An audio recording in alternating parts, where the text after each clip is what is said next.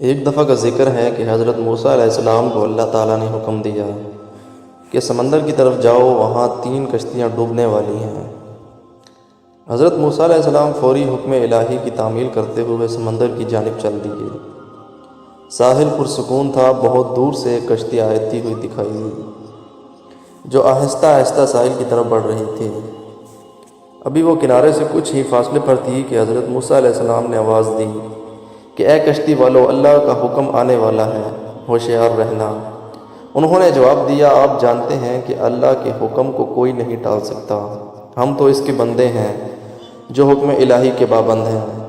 کشتی والے ابھی یہ بات کہہ ہی رہے تھے کہ اچانک ایک موج اٹھی اور کشتی ڈولنے لگی۔ سوار اپنے آپ کو بچانے کی کوشش کرنے لگے۔ اتنے میں ایک اور زبردست موج آئی اور کشتی کو اپنے ساتھ بہا کر سمندر کی تہہ میں لے گئی۔ تھوڑی دیر میں ایک اور کشتی نظر آئی تو حضرت موسیٰ علیہ السلام نے انہیں بھی خبردار کیا اور کہا، ذرا محتاط ہو کر آنا۔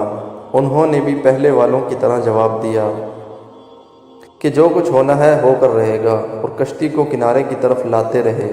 یا کہ ساحل کے قریب آتے آتے یہ کشتی بھی ڈوب گئی۔ حضرت موسیٰ علیہ السلام اللہ کی حکمت کے بارے میں سوچوں میں محو تھے کہ انہیں ایک تیسری کشتی آتی دکھائی دی۔ آپ نے حسب سابق اس کشتی والوں کو بھی نصیحت کی کہ دیکھو، اللہ کا حکم آنے والا ہے، اپنے گناہوں کی معافی مانگتے ہوئے ذرا محتاط ہو کر آؤ۔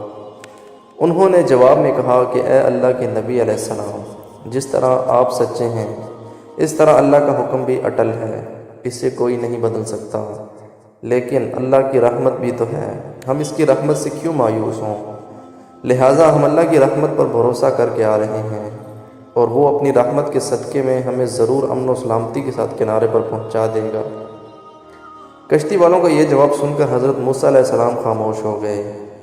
جب کشتی بحفاظت کنارے آ لگی تو اللہ کے پیغمبر علیہ السلام سوچنے لگے کہ اللہ نے 3 کشتیاں ڈوبنے کا فرمایا تھا،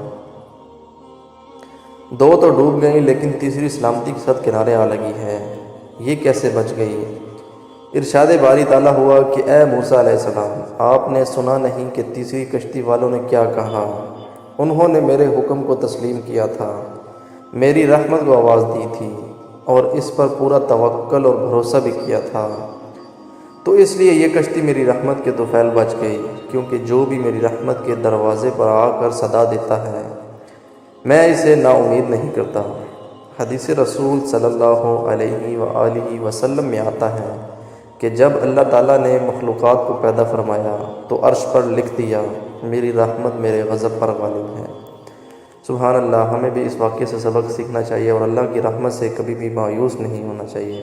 اللہ تعالیٰ ہم سب کو آپ صلی اللہ علیہ وآلہ وسلم کے مبارک نقش قدم پر چلنے کی توفیق عطا فرمائے۔